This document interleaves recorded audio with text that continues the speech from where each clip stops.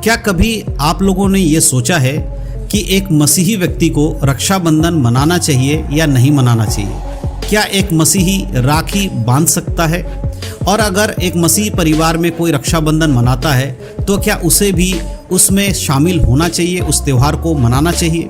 इस तरह का सवाल क्या कभी आपके मन में आया है कि एक मसीही व्यक्ति को रक्षाबंधन का त्यौहार मनाना चाहिए कि नहीं मनाना चाहिए? अगर ये सवाल आपके मन में आया है तो आज का ये वीडियो आपके लिए बहुत ज़रूरी है, क्योंकि इस वीडियो के माध्यम से मैं आपको पूरी डिटेल में बताऊंगा कि बाइबल के अनुसार एक विश्वासी को रक्षाबंधन का त्यौहार मनाना चाहिए या नहीं मनाना चाहिए। वीडियो में आगे बढ़ने से पहले मैं एक डिस्क्लेमर आप लोगों को दे देना चाहता हूँ। सबसे पहले मैं ये बात स्पष्ट कर देना चाहता हूँ कि इस वीडियो का उद्देश्य किसी व्यक्ति, धर्म या किसी त्यौहार का अपमान करना बिल्कुल भी नहीं है। हम इस वीडियो को इसलिए बना रहे हैं ताकि मसीह लोगों को बाइबल से शिक्षा दे सके, बाइबल आधारित बातों को बता सके कि उसके लिए बाइबल के अनुसार क्या करना सही है और क्या नहीं। हम हर एक व्यक्ति का सम्मान करते हैं। रक्षाबंधन बहुत से परिवारों में भाई बहन का प्रेम का रिश्ते से जुड़ा हुआ है, इसीलिए हमारा मकसद केवल बाइबल आधारित बातों को बताना है।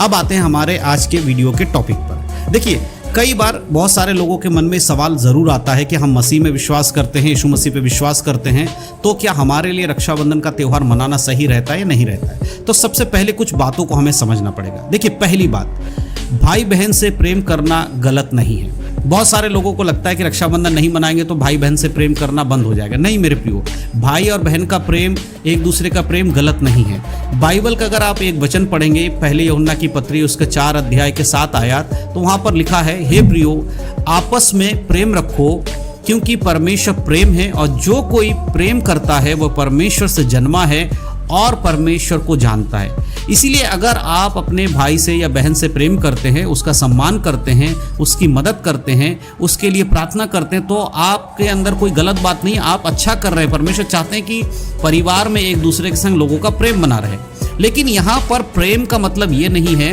कि हम किसी ऐसी चीज़ में शामिल हो जाएं जो बाइबल के अनुसार एक मसीह के लिए सही नहीं है। देखिए, समस्या प्रेम में नहीं है, सवाल यह है कि किसी धार्मिक परंपरा या धार्मिक रस्म में हम किस रूप में सहभागी हो रहे हैं।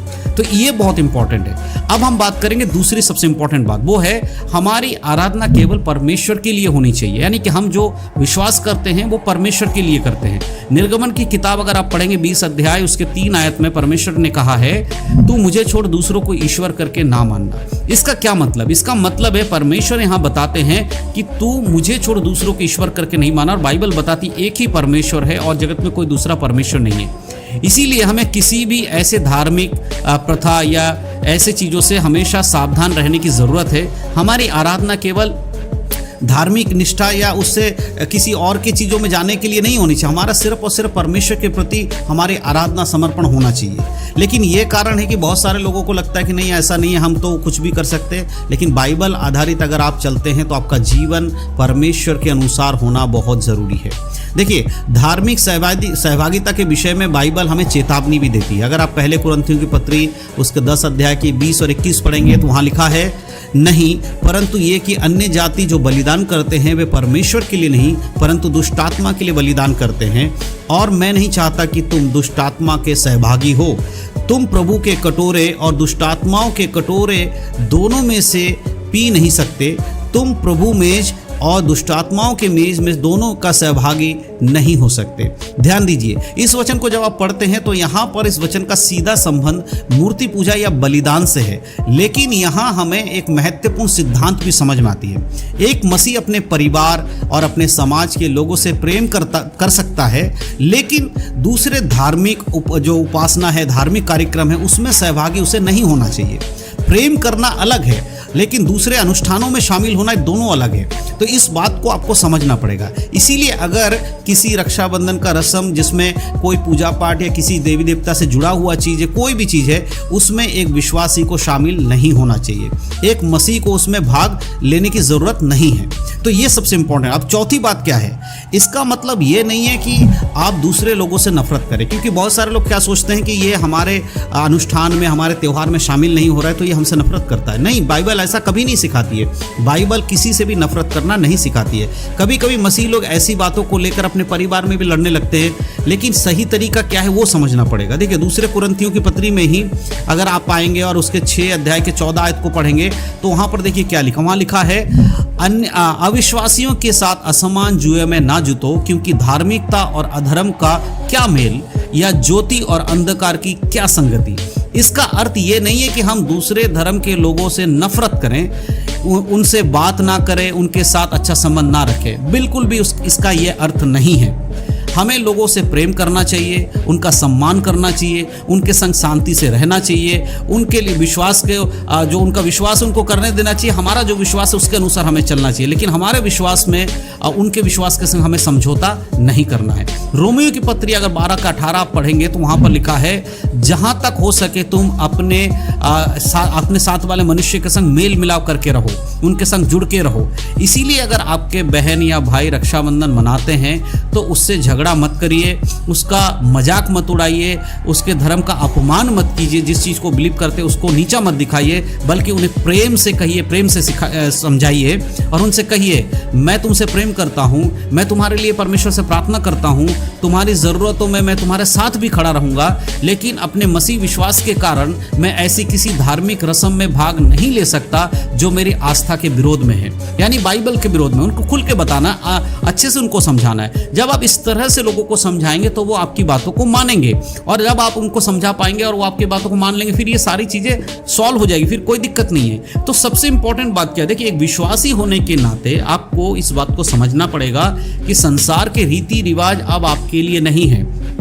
तो जब आप रक्षाबंधन की बात करते हैं, बहुत सारे लोग ये कहते हैं कि केवल धागा ही तो, देखिए, धागा की बात नहीं है, धागा बांधना नहीं, लेकिन उसके पीछे का उद्देश्य, उसके पीछे की कहानी, ये सब चीज़ें मैटर करती हैं। और एक विश्वासी के लिए परमेश्वर से बड़ा कोई नहीं है। इसलिए आप परमेश्वर का स्थान किसी दूसरे चीज़ों को अगर देते हैं तो आप परमेश्वर को दूसरे नंबर पर रखते हैं। और नीति वचन जो हमने निर्गमन की किताब में जो हमने पढ़ा 20 अध्याय में, प्रभु ने क्या कहा, तू मुझे छोड़ दूसरों को ईश्वर करके नहीं मानना। तो उस वचन के अनुसार हमें इन बातों को समझना बहुत ज़रूरी है। तो क्या एक मसीही व्यक्ति रक्षाबंधन मना सकता है? अब इसका संतुलित जवाब मैं आपको देना चाहता हूँ। बाइबल में अगर हम देखते हैं तो वचन के अनुसार हमारे लिए परमेश्वर ने दिखाया कि हमें उस परमेश्वर की आज्ञा का पालन करना चाहिए, लेकिन बाइबल स्पष्ट रूप से हमें यह सिखाती है कि आराधना केवल किसकी होनी चाहिए? परमेश्वर की होनी चाहिए। हमें दूसरे देवी देवताओं की उपासना या आराधना करने के लिए बाइबल नहीं कहती है। इसीलिए यदि रक्षाबंधन मनाने का अर्थ किसी पूजा पाठ में शामिल होना, या कोई मंत्र है, कोई आरती है, कोई पूजा का चीज़ है, तो फिर वो एक मसीह व्यक्ति के लिए नहीं और उसे उसमें भाग नहीं लेना चाहिए। लेकिन अपने भाई या अपने बहन से प्रेम करना, उनका सम्मान करना, उनकी सहायता करना और उनके लिए प्रार्थना करना, ये गलत बात नहीं है, और ये ज़रूरी है कि हम लोगों को ये सब चीज़ों को करना चाहिए। देखो, यीशु मसीह ने भी मत्ती की किताब 22 अध्याय के 37 में कहा है, तू अपने प्रभु अपने परमेश्वर से अपने समान प्रेम रख और अपने सारे प्राण और अपनी सारी बुद्धि से के साथ प्रेम रख। यानी परमेश्वर यहाँ सिखाते हैं कि हमें परमेश्वर से सबसे इम्पॉर्टेंट जो प्रेम है वो परमेश्वर, सबसे पहला स्थान प्रभु के साथ संबंध बना के रखना चाहिए। इसीलिए हमारा पहला प्रेम और पहली जो निष्ठा है वो परमेश्वर के प्रति होनी चाहिए। याद रखिए, हम लोग प्रेम करते हैं, हम सबका सम्मान करते हैं, लेकिन हमारी आराधना केवल परमेश्वर की है। अगर आपके परिवार में रक्षाबंधन को लेकर कोई परिस्थिति है, कोई ऐसी चीज़ें होती हैं जहाँ पर आपकी बातों को लेकर कोई बुरा मानता है, कोई आपको नीचा दिखाता है, आप उनसे लड़िए और झगड़िए मत। आप उनको सीधे सीधे बाइबल के वचनों से समझाइए कि एक मसीह होने के नाते मैं इन चीज़ों में भाग नहीं ले सकता, लेकिन मेरा प्रेम, मेरा जो परिवार के प्रति जिम्मेदारी है वो हमेशा मैं याद रखूँगा, और बाइबल मुझे उस चीज़ को करना सिखाती है और मैं करता रहूँगा। लेकिन सिर्फ एक ही चीज़ है कि मैं परमेश्वर के स्थान किसी दूसरे चीज़ को नहीं दे सकता, बस इतना ही है। तो क्या सच में एक मसीह व्यक्ति रक्षाबंधन मना सकता है? जी नहीं। अगर आप सच में प्रभु में विश्वास करते हैं तो आप ऐसा नहीं कर सकते। तो ये था आज के वीडियो का सबसे इंपॉर्टेंट चीज़ जो मैं आपको बताना चाहता था। विश्वास करता हूँ कि जो जानकारी आपको समझ में आया है। अगर वीडियो अच्छा लगा हो तो अपने मसीह भाई बहन में शेयर जरूर कीजिएगा। परमेश्वर सब बातों को आशीष दे। यीशु मसीह के नाम में सबको जय मसीह की। God bless you.